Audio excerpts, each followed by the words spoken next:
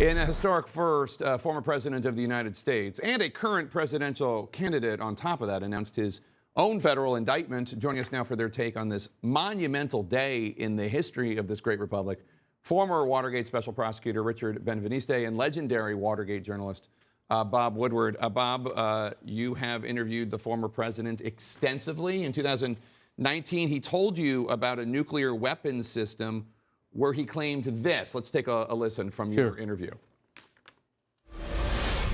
I have built a weapons system that nobody's ever had in this country before. We have stuff that you haven't even seen or heard about. We have stuff that Putin and Xi have never heard about before. I mean, that's nuts in itself. But now we know he's been charged with retaining these classified documents about U.S. nuclear capabilities. Who knows who got access to them? Who knows who he told about them? So this must not actually be surprising to you. No. This indictment and the circumstances are a total reflection of his personality. I really think he believes democracy is enemy territory because it's about other people. And he likes everything to be about him. And I think one of the offshoots of this is a test and a grave crisis for the Republican Party. Yeah. How is the Republican Party going to deal with this? We all know lots of Republicans. Many are still law and order Republicans. And I think they're going to look at this and they're going to say, wait a minute.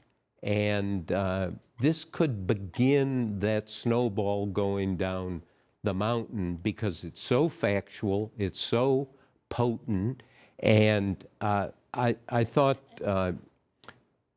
Jack Smith, what he did today when he praised the FBI was so important. So the Republicans are going to have to go back to Barry Goldwater, who 50 years ago went to Nixon and said, too many lies, too many crimes. And Nixon asked him in a private Oval Office meeting with the Republican leaders in the House and the Senate, well, I know I'm going to be impeached. How will I do in a Senate trial? Now, he'd need 34 votes to stay in office. And Goldwater looked at him and said, Mr. President, I've counted, and you have 5 votes. And one of them is not mine. Right, and you don't have mine. Yeah, it's such a great story. Richard, I want to get your take on something historian Doug Brinkley said today. Let's roll that tape.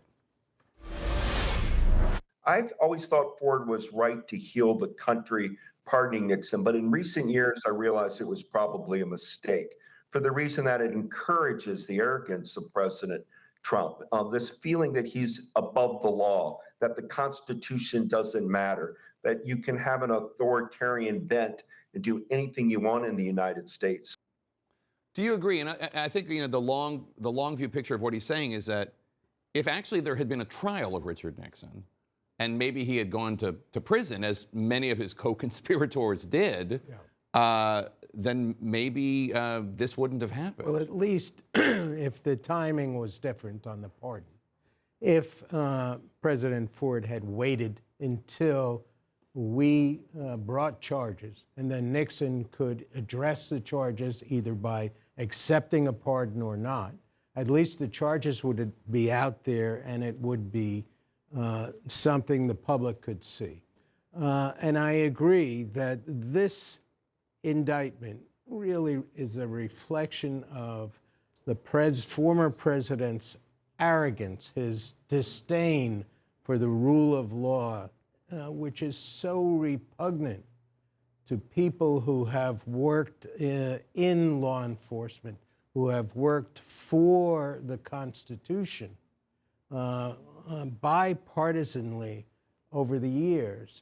To see this kind of complete disregard for the rule of law by the president in treating documents which involve the national security of the United States in this cavalier, offhanded, and totally disrespectful way. I don't see how members of his political party can accept this as a leader of the party.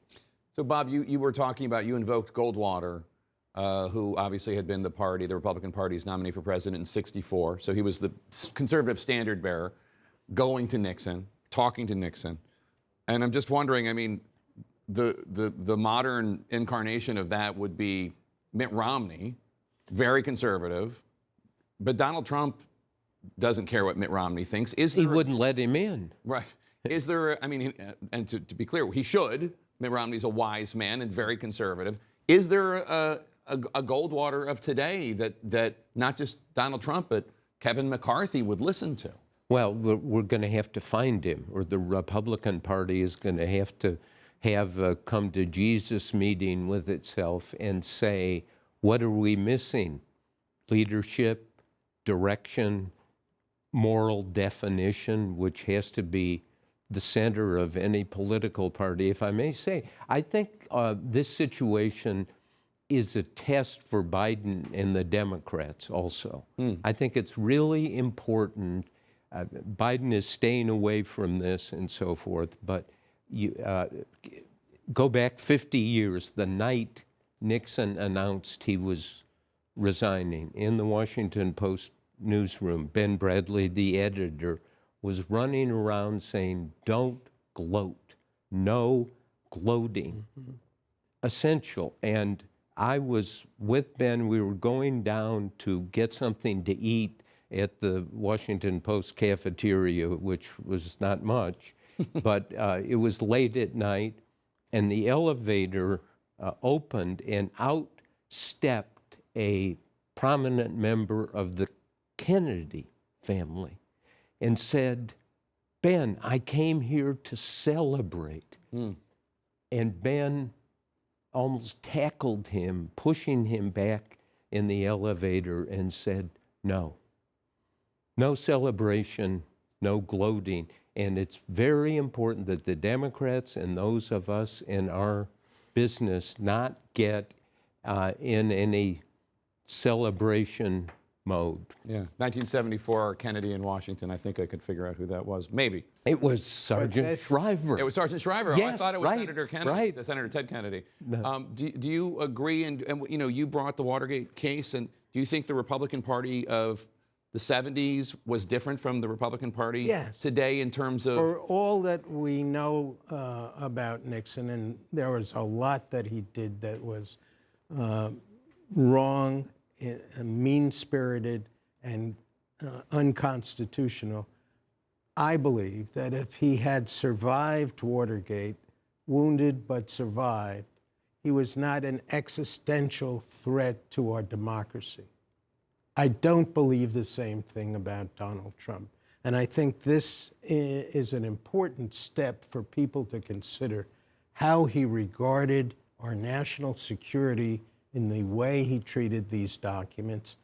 And the next thing to come is January 6th, which was a head-on assault against our democracy. 2 investigations coming to a fore on that, including one from Jack Smith. And, If I may, but 50 years ago, if somebody had said to you, do you think Richard Nixon is an existential threat to democracy, you would have said yes. No, I would not. You would not have. No, I wouldn't have said an existential threat because we could have That's too survived. big a word. We I know. survived.